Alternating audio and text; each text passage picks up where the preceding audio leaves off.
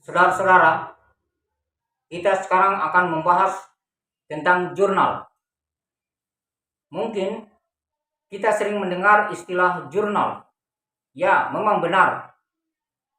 Istilah jurnal itu sangat akrab di telinga kita, apalagi terkait dengan event-event tertentu.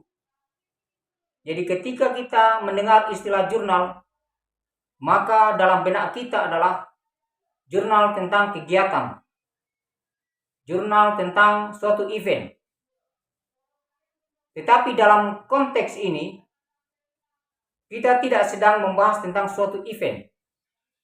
Tetapi jurnal yang kami maksudkan di sini adalah jurnal akuntansi atau jurnal di dalam pengelolaan keuangan perusahaan atau suatu departemen atau suatu negara.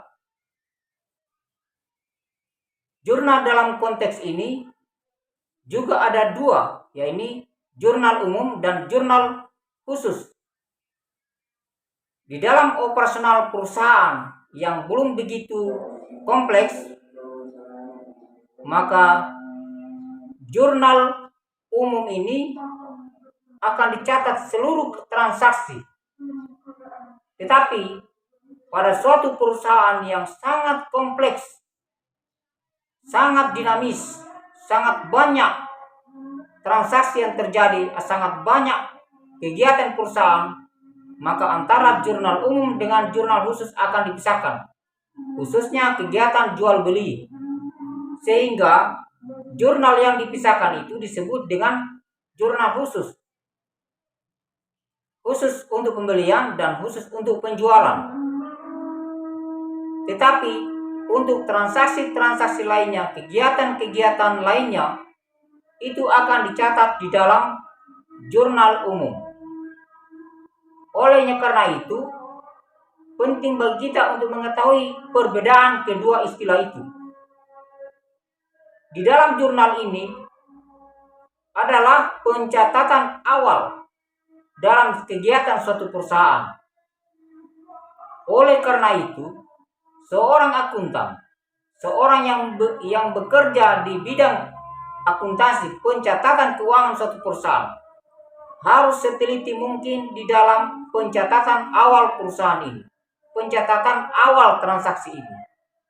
Karena apabila pencatatan keuangan perusahaan itu tidak maksimal atau terjadi ketimpangan sejak awal, maka pada proses posting, pada proses pembukuan selanjutnya akan terjadi kesalahan-kesalahan, sehingga akan berpengaruh sangat tinggi, akan berpengaruh sangat signifikan terhadap laporan keuangan suatu perusahaan.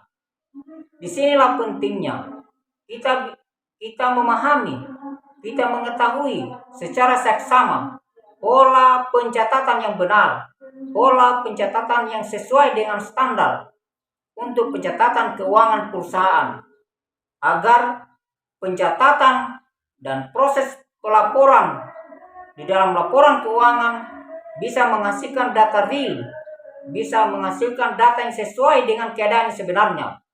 Karena kadang-kadang kesalahan-kesalahan yang tidak semestinya bisa terjadi dalam suatu perusahaan, dalam suatu pencatatan akuntansi.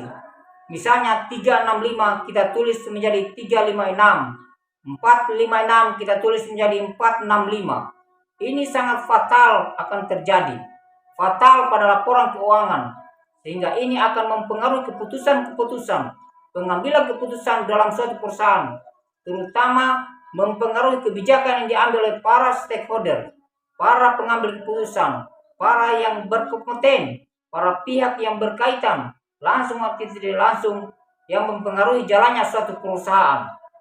Sekian.